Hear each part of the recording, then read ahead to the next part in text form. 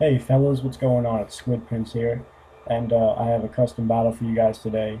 A versus kid named Champion Hippie. He was trying to get together like a YouTube Pokemon League, some kind of stuff like that. And I messaged him. I was like, "Yo, man, how are you gonna do that?" He told me it was up and running, and but not all the types are filled out. So he asked me what type I'd like to be, and I said electric for Rotom because I'd be have access to any form of Rotom that I wanted, since he's my favorite and I'd love to use him in any way I could. So I figured another type I could use that'd be really great would be flying. One, because flying is extremely versatile. Like, as you can take a look at my team in the corner, I have normal flying with my Dodrio.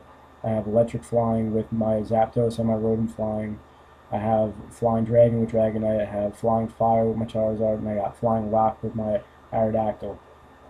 So I was like, all right. I put the team together, and I was like, this team looks like a solid team. So I was ended up versing this kid, and I guess he was shooting for like a mono ghost team, but I don't know if he realized or not that his team isn't mono because he actually has four ghosts, and then he has a dark fighting and a dark psychic type. But I didn't realize it until after the match, and I was like, hey, we're having a mono match, and his team's like not mono. But as you can see, I do win the match, but because like the share replay on Showdown right now is a little messed up, so I can't like control the play and the fast forward and all that. But let's get into the match and I'll show you what happened. So he ends up leading off with his Shedinja. I end up predicting the Swords Dance, and I actually go for the Willow. So this way I don't have to deal with it whatsoever. You know, like I don't. Those things can be a real pain when they set up, especially when nothing can take him down. But he ends up bringing in the Chandelier. He predicts my switch to go to Dragonite, and he goes for HP Ice. And I end up just going for a sub. I know I could take one because I am fully specially defensive, max HP. And I end up going for a Pain Split, so I know I could take another one. He ends up going for the Hidden Power again. I just go for an Air Slash to see how much it takes down. It takes down a good chunk. I figured at this point I don't want to switch out anything into an HP Ice just because I really don't want to. But I end up living another Hidden Power, and I actually got min damage on the first Air Slash, and I'm assuming max damage on the next one. I end up taking him out. He ends up bringing in the Malamar. I know I could take superpowers to dual resist it, and I also carry the Willow, so I'm not scared of this thing at all. So I do Pain Split, get most of my health back, and then I just go for the Willow to really cut down its attack. And actually, the Psycho Cut did more than I expected after burn, but I know this thing's gonna be nothing to handle, and I do end up. And I don't want to say like these crits really. I feel like these crits didn't matter. Actually, I get a crit there, and I actually get a double crit on this next Air Slash. But like I know these crits really didn't matter too much because I did have other things to deal with the Malamar. Like I could have brought in my Zapdos. I could have brought in the Charizard. Both outspeed, both get a hit on the special side and taking him out. He ends up predicting my switch out. Well, this one could have been different, definitely. That crit definitely mattered. But I definitely had other ways of dealing with the Scrafty as well.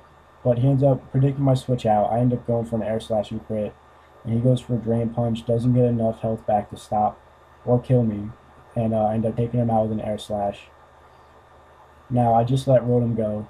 He brings in his Mega Gengar.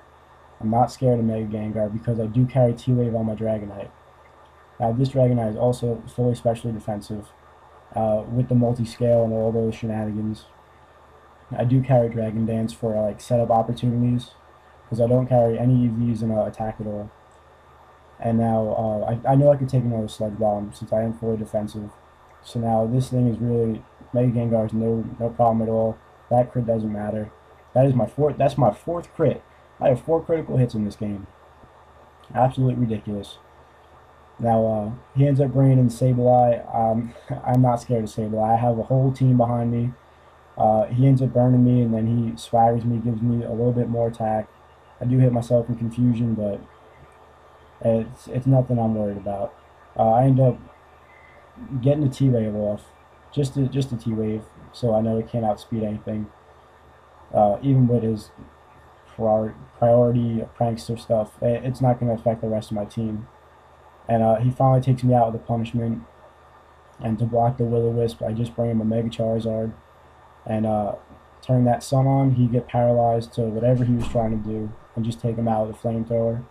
And that's pretty much the match right there. I did have fun with using a mono team. Uh, Anyone that sees this that would like to challenge my mono flying team, yeah, I'm more than excited and happy to take a challenge. You could just leave it in the comment section below, or you could PM me, and we'll find each other on Showdown. Um, Actually, I'd really like to make this team in my X and my Y, but it's gonna take me a little while to get them all set and squared away. But yeah, I hope you guys enjoyed it, and see you guys next time.